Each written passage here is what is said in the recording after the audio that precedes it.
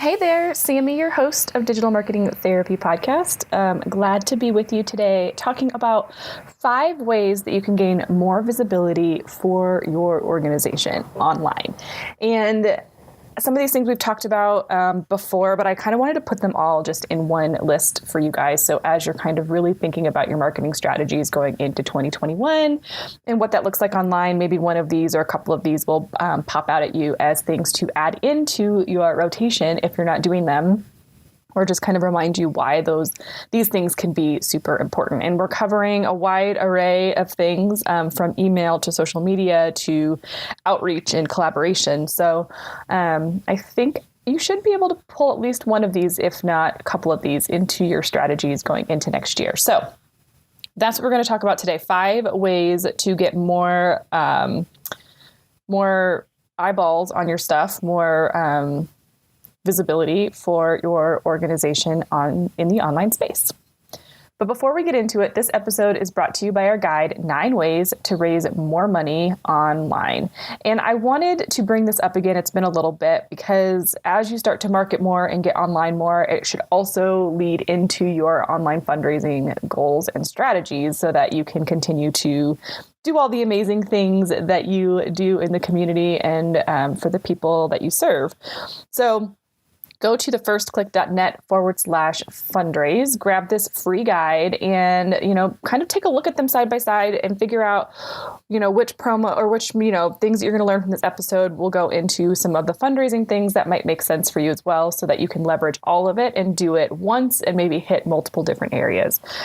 So again, the URL is thefirstclick.net/fundraise. Download that guide. It's free. And let's get into the episode.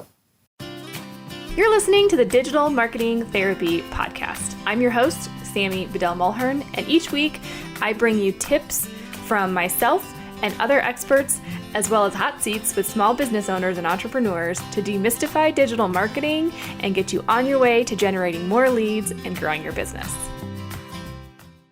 So maybe your organization isn't fully online yet. Maybe you're online and doing a lot of stuff. Maybe you're online and not seeing anything working. I don't know. Any combination of these things, any situation that you're in, these things will work for you. And some of them are going to take longer. Some of them are going to, make a bigger impact right away. Definitely a big fan that slow and steady wins the race, which I know is really frustrating for people that are in a situation where maybe they need to raise funds quickly. But I hope that you'll at least get some of these things going and start working on some of these so that, a year from now, you'll really see that tremendous growth. I mean, you'll see changes and opportunities sooner than that. But then a year from now, you can listen to this episode again and be like, oh my gosh, I remember where I was then and look at how far we've come now. So that's what I really hope for you with this episode.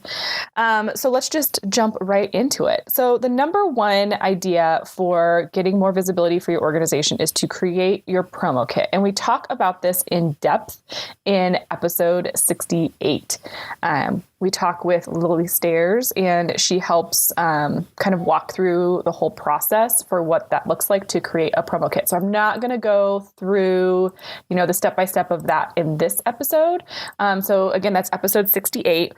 So check that out. But basically, when you take a look at your existing base and you take a look at the fans, your board members, your staff, the people you serve, whatever it might be, take a look at all of those people and, really identify who are the ones, or maybe it's all of them, but who can you really reach out to and have them share about you on social media to their friends and families. And creating that promo kit really gives them the tools to be able to do it quickly and easily. So it gives them the graphics, it gives them the copy, it gives them exactly kind of what your ask is or what you're trying to get them to share. So creating a promo kit and then pushing that out to the important people in your network that you can trust to also start to share. And then you just build on top of that, right? And then you kind of have that multiplying effect of more and more and more people sharing about your organization. And when I hear about something from the standpoint of a loved one of mine or somebody that I trust, I'm probably going to check it out a little bit more. Even if it's not a cause that I've necessarily thought about, it still might be something that I take a look at, because if somebody that I know and trust is really interested and trusts and is giving to your organization or participating in some way, shape, or form, then I might want to check that out too.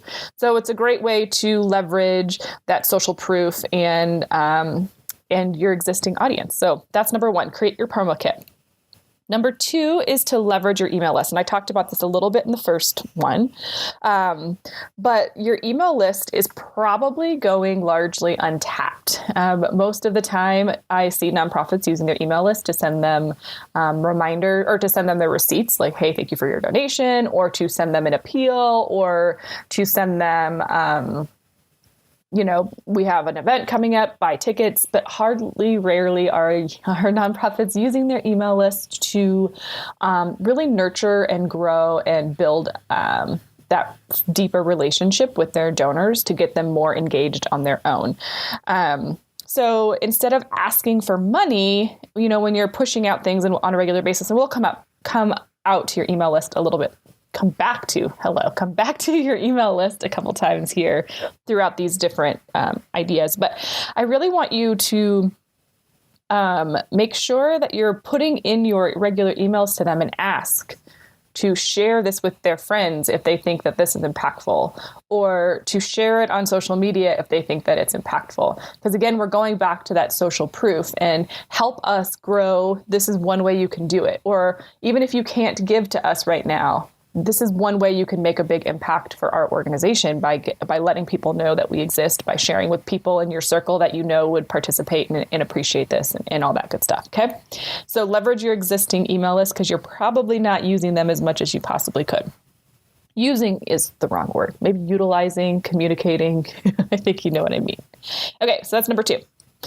Number three is collaborate with other businesses and nonprofit organizations. So collaboration is really key. And you're going to notice with a lot of these, this is really about leveraging relationships that other people already have, so that you're not just a cold audience. You're not reaching out just to a cold audience. Like, they're already going to listen a little bit more because they trust the other party that's bringing you to the table.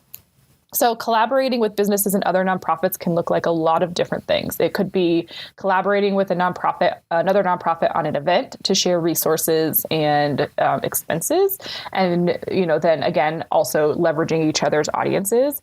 Maybe it is, you're a animal shelter, or you provide resources for adoption or whatever. Maybe you're partnering with a local pet food store, or another business that maybe it's a vet that provides services, to give them more visibility with your audience. Is like, hey, this is an organization that's helping us, right? Maybe it's a vet that does all of the spaying and neutering of the animals that are in your shelter. I don't know. But come up with a way to make it a more like public, creative collaboration that gets people engaged with you. So it could be something like, hey, if you go get for every pet that this vet X spays and neuters, they do one of ours for free. Right. So what are some promos? What are some ideas that you can do that then become newsworthy, that then become ways that you can share this information with your list or share with whomever. And again, I really want to make sure to say here that these need to be genuine collaborations. So we're not looking for the spammy things. We're not looking for, ways to just kind of have quick wins. We're looking for genuine, true connections that people will cause people to get deeper with your organization, feel more about what you're doing, really trust that you are doing what you say you're going to do, and that you are who you say you are. Maybe if you're a school, it's partnering with a local retail shop that's helping provide materials, or you see this a lot with Toys for Tots around the holidays, right? They have boxes at a lot of retailers where people can drop off things, or, canned food drives, at different grocery stores. So those are just collaborations and ways to get more visibility. So you don't need to do it on such a large scale, but it could even just be going back then to your promo kit. You have an online collaboration with another nonprofit. You guys both create a joint promo kit, both push it out to your audiences and have them share like, hey, we're partnering with, we have all of these women who are knitting, or I shouldn't just say women, we have all of these humans that are knitting blankets for the holidays. And this is what we do year round to support the hospital. But now we've partnered with, this women's shelter. And so we're going to be knitting blankets for the women's shelter for the month of December, just things like that. So be creative, think about it, and then get out there and support each other. Collaborations are my favorite. I love collaborations outside of email marketing. Okay. So that's number 3, collaborate. Number 4 is be a guest on other people's podcasts. Now, this is something that I think can be hugely impactful because I've talked about this before. Podcasts live on multiple platforms for a long period of time. Like I think I mentioned, we had a podcast that we put together for my daughters that was about back to school activities. And when back to school season came around again, we got a lot of traffic on that same topic. Again, we hadn't recorded it in a year, but it was just something that was relevant. So think about your organization, think about the people in your organization that would be good speakers for you. And just get out and do a little bit of research and find out, who's talking in this space and who's sharing information and how can you get your name and visibility out there. And this works whether you're small, like local, or if you're national. You'd be surprised how many podcasts are being done in your local community. And it could, it's the same as getting a guest spot on the radio, right? But this lasts longer and it allows you to talk about your mission. And often they'll allow you to talk about your ask. In fact, we feature podcasts, guests on this podcast, nonprofits that can share, and you'll see more of this going into 2021, but that are sharing their experiences and how they've gotten online, like real case study type things, so that it makes it a little bit less scary for some of you that are not quite ready to dip your toe in the water, but thinking about it. People like me are looking for guests, and we're looking for guests all the time. It's a lot of work to have guests on your podcast on a regular basis. So don't be afraid to pitch yourself, create a great idea of what you can talk about and reach out to the people that are holding or hosting podcasts that you really like. We talked a lot about this on episode 45 with Kelly Glover. So if you are wanting to add that to your mix, then definitely check that podcast episode out, episode 45, where she talks about what to pitch, how to pitch, kind of things like that. So that's a great episode. But I love podcasting, so I'm always going to bring that up. It could also be guest blogging. It could be being on other people's YouTube channels. But again, you're having that third party put you in a position with their audience where they're building trust already because, they are already fans of whatever it is that that podcast, YouTube channel, whatever is about. So it's a great, easy way to kind of get things out there. And if you're a guest on someone's podcast, it's pretty easy, at least for me. What I really like about it is, we just hit record. We already have kind of our predetermined topics figured out, and we just have a conversation. So if you're a guest on my podcast, it's literally maybe 45 minutes out of your time, and you're getting in front of a whole new audience. So things to think about. And that's number 4.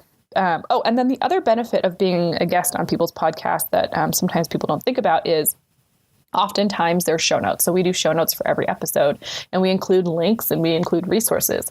So that's also giving you more visibility and backlinks to your website, which is an SEO thing, which we're not going to get too into, but it's also a benefit for long-term organic reach to your website. Okay, so then the last one, number 5, is create consistent and regular content on your website. Now, this is definitely the longest term strategy for sure. but something that can be super impactful. So again, like we talked about with podcasts, that information lives out there forever. It's searchable. And especially with podcasts, you're on platforms like usually it's Apple Podcast or Stitcher or Google Play, Spotify, like, even Audible has podcast episodes or has podcasts on their platform now too. So you're getting out there in a way that people can find you where they are, and creating consistent and regular content is just another one of those. And so I like to think about it from the standpoint of thinking about all the questions that people ask. So let's go back to the animal shelter example. And this is fresh on my mind because it's, we got our dog. I think we're pretty close to the anniversary of when we got our dog from the shelter here locally, but regardless. So thinking about things like, how much does it cost to adopt a dog? What is the upkeep like once I have adopted the dog? What breed is the best breed for me? All of those kinds of questions that you probably get asked all the time in your day to day, the phone calls that you get. Creating content around those, minimum of 450. I like at least 700 words. If you can go up to 1,500, that's even better. And I know that sounds crazy, but just trust me on that. But getting all of those posts on your website that people are asking those questions anyway can be really important. And then as you continue to add that content, your website will start to rank more and more. Well, I don't want to say it's a guarantee because obviously SEO is SEO, but it just, increases the likelihood that people are going to find that information organically and that you're going to get people's eyeballs on your business. And especially if you're local, including some local information in there. So like, let's say it's what are grooming ideas, or how often should I be grooming my dog? Let's start with that, right? So now we can kind of start to put together a lot of these things that we've talked about into that one blog post. So we could talk about basic grooming. What does that look like for animals? Maybe you can even break it down into short hair and long hair breeds. And then you have an opportunity to include some of your resources. So maybe it's, our number one favorite groomer in town is local shop, puppy love. I don't know. And so then you can have a link in there. And then now you're working on another way to collaborate with people, to collaborate and say, okay, this is somebody that we trust. And maybe somebody already goes to that groomer for another dog. And so they're like, oh yeah, I've heard of that. We use that groomer too. So if you guys working together, then I kind of want to dive deeper and figure out if I want to adopt a pet from you guys. And then you can leverage your email list with this too by saying, hey, okay, maybe that hair or that grooming salon, do they call them salons?